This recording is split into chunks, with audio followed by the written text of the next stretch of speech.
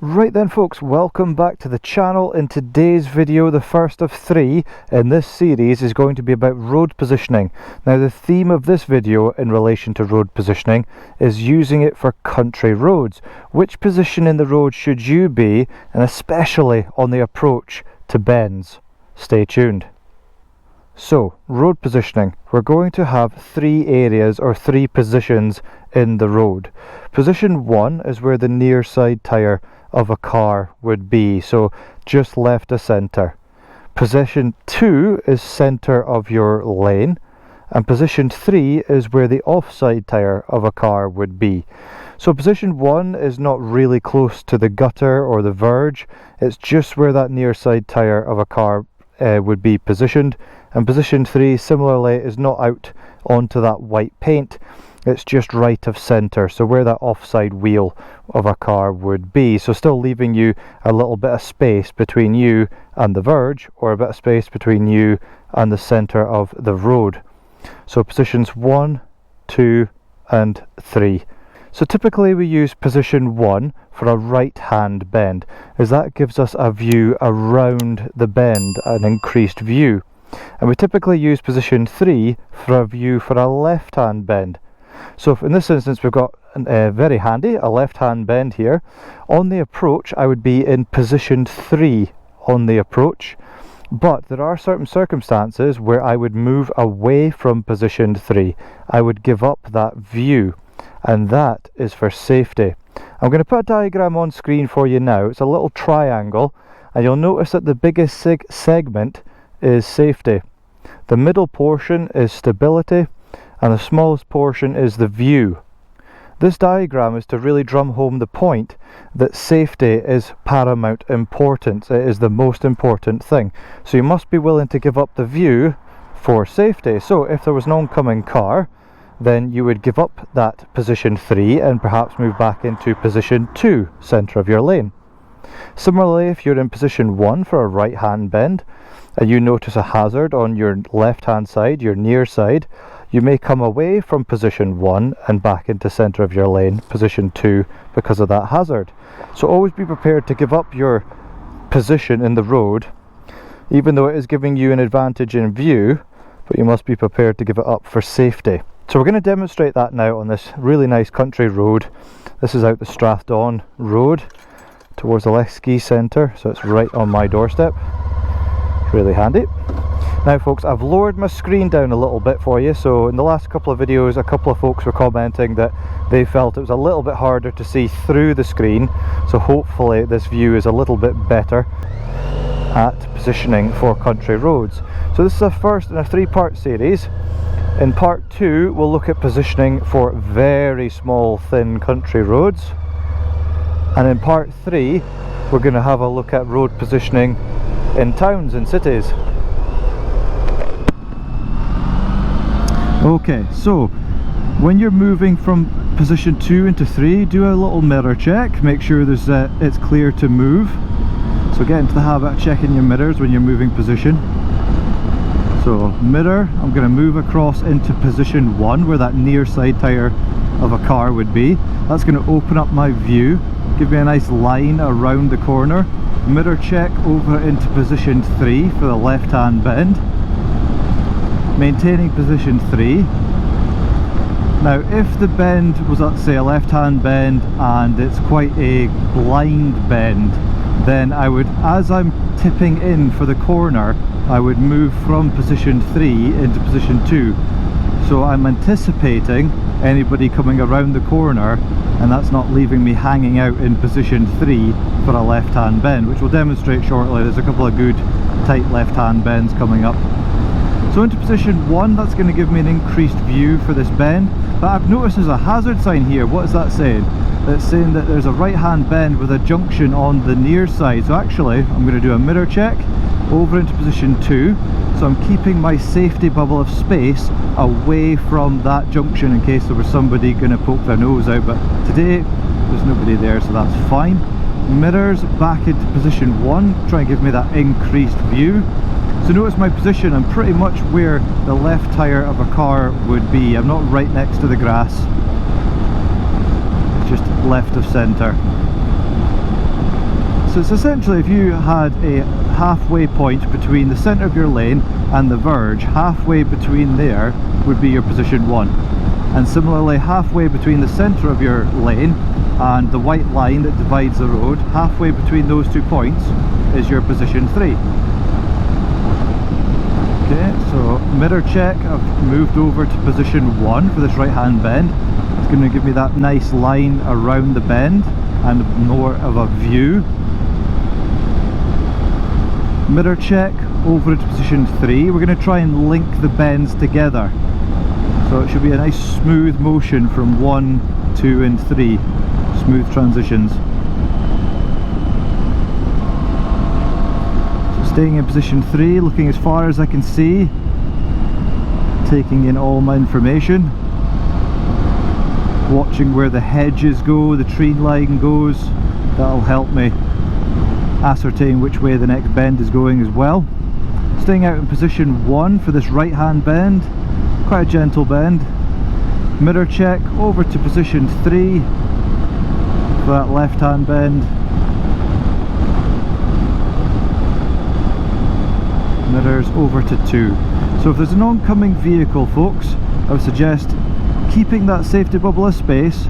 Make sure you're in position 2, unless it's really quite a large vehicle, then you would consider moving over into position 1. Reason being, it gives you that extra space between you and the big heavy vehicle. Could be a lorry, let's use that as a for instance, but also it protects you, it gives you a better view for what we call the lurker. So the lurker is someone who is tailgating that lorry, hidden behind from our view until the last moment. If that lurker decides to go for an overtake past that lorry that's oncoming, then if we're out in position 1, he'll see us at the earliest possible time. Whereas if we're in position 2 or 3 for an oncoming lorry, then when he sticks his nose out, he's going to have to stick his car out quite far before he sees us, which we don't really want before he decides to commit for the overtake or not. Once that HGV is passed, then you can consider moving back into position 2 or position 3.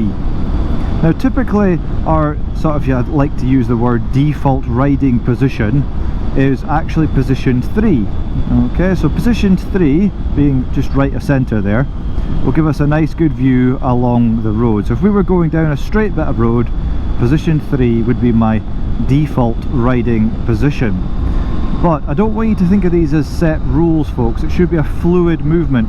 You should be willing to move your position in the road based on traffic, based on road conditions and any other hazards that you perceive while you're riding. So always remember to give up that view or that position for safety and stability. So here we are, left hand bend, I'm in position 3. It's quite a nice open bend, so I'm going to maintain position 3 for now, but I'll be prepared to give up my position 3 if there's an oncoming car. Okay, I'm going to move into 2 for the oncoming van there, the ambulance. Into position 1 now for the right hand bend, staying in position 1. So what we don't really want to encourage you to do, folks, is use racing lines. So i.e. you come out wide and then you would come in towards the apex of the bend, so as close as you can to that inner portion of our lane, because otherwise what hazard is that causing? Not just to yourself but to others as well. Well, you're very near oncoming traffic if you do that. If you take the sort of typical racing line where you're nearer the centre of the road, your head is perhaps going to be quite close, if not over, that white line, which we definitely don't really want to be doing. So here we go. I would move normally into position 3, but there's a junction on the offside, so I'm going to stay in position 2 because there's a hazard on my right hand side, so I'm going to stay away from that hazard. There's no cars there today, but that's fine, but there could be, you never know. Move back into my default riding position, which is position 3. Now I've got a right hand bend, so mirror check, I'm going to move gently across into position 1. So it's not a sudden movement from 3 to 2 or 2 to 1 or say 1 to 3, it's a fluid motion. Okay, so I'm not giving the tyres any surprises, it's getting plenty of time and chance to keep that good level of grip. I'm not doing anything sudden with my controls or change of position. everything's flowing nicely.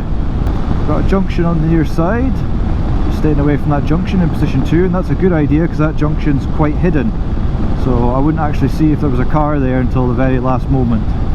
So you're constantly thinking about anticipation, folks, with your road positioning. Anticipating potential hazards, and that influences your road positioning.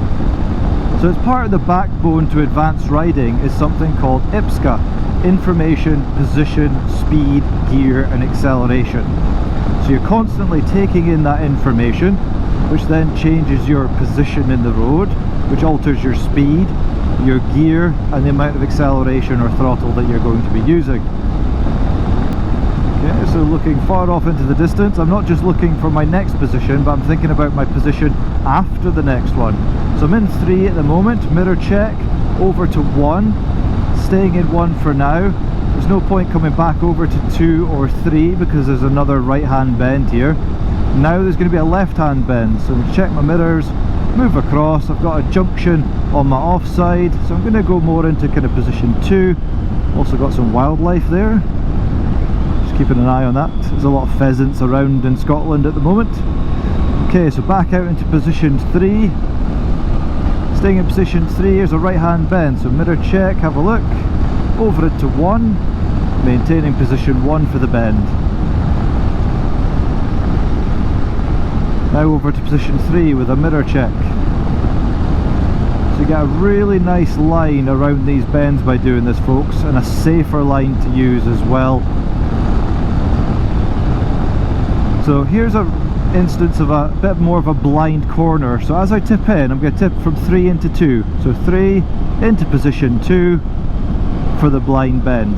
So I'm getting the maximum view for as long as possible, but then when the corner actually starts and I begin to tip in, then I'm tipping it into 2 for safety.